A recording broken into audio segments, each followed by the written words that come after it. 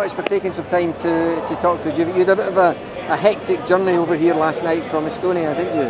Yes. You get caught in some traffic on the way from Edinburgh? Yeah, it took like 2 hours. Really? Yeah. And that was after a long flight? Yeah. And then you had to cope with different time zones and upset your sleeping patterns and then listen to music and play music? Yes, it was hard at night yesterday, but we were really energized to be here, so... Yeah. This is your first time to Pipe and Live Festival? Yes. Yeah. What's your first impressions? really nice people, so warm. Yeah, very warm welcome. Feels like home.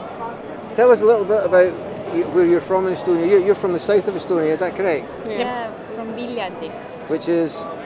Almost in the center. Okay. Yeah. And is that where the strongest part of the piping tradition is? Yeah. Yes. Yeah. And folk music also. Yeah. Why is that? Why has it developed in that part of the country? Because we have this big festival in Estonia, like Viljandi Folk Music Festival. It's the biggest one in Estonia, and it started in Viljandi because of the Culture Academy, and then it like went rolling, and now it's the biggest one, and folk is around Viljandi. Okay, and tell me a little bit about some of the pipes that you were playing today. Some have 3 drones and some have 2 drones. Is that different types of bagpipe, or are they all just the same with slight variations? It's the same actually. Yeah. You can have like 3 drones or 2 drones. It's like GDG or only DG. Okay. Yes. Or you can have just one. Yeah. So, okay, but none of you play one with just one. It's either 2 or 3. Yes. Yeah. And is it traditional for bagpipes to play with other bagpipes, or do you play with other instruments as well in some situations? We play with others also. Yeah. Like this, 5 of us having this big bagpipe band. It's like new thing. Yeah, It's a new thing, It's right. not so traditional because traditional is to play alone. Actually, bagpipe. Okay. Yeah. Because the last band that came over to Glasgow from Estonia, I think they were Rotoro. Yes. And they had a weird and wonderful instrument which was upside down basins in buckets of water that was acting as percussion. Yeah. Is that quite traditional as well? No. No, that's traditional to Rotoro. Yes. Yeah. And it also seems to be the case that in Estonia there are many more female pipers than male. How has that come about?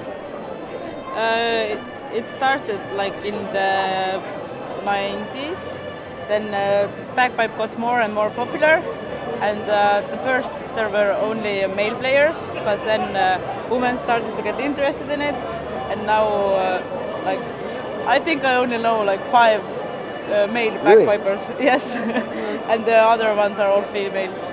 So And we are going strong. Yeah, that's fantastic. Because last night you met the first Iranian female piper as well. Yeah. And when you're playing in Estonia, do you have competitions, or is it more performance than competition, or how do you play mainly? Do you have competitions a lot? Not a lot. Not so much, no. Not so much, no. You have some, yeah. So what are your plans for the rest of the week in Glasgow? A lot of beer and concerts, of course. You're playing many times. Tomorrow 2 times, and today is 1 more. Good. And how long are you here for? Saturday. Till Saturday. Fantastic. And you're enjoying Scottish weather? Yeah, absolutely. wow. Is the weather in Estonia is similar to this? Sometimes. Right now, yeah. Right now, yeah. But it's overall it's similar. Yeah. A lot of rain and a little bit sun. And Good. Well, listen, thank you very much for taking time to talk to me. Enjoy your beer and enjoy the rest of your time in Glasgow. Thank you.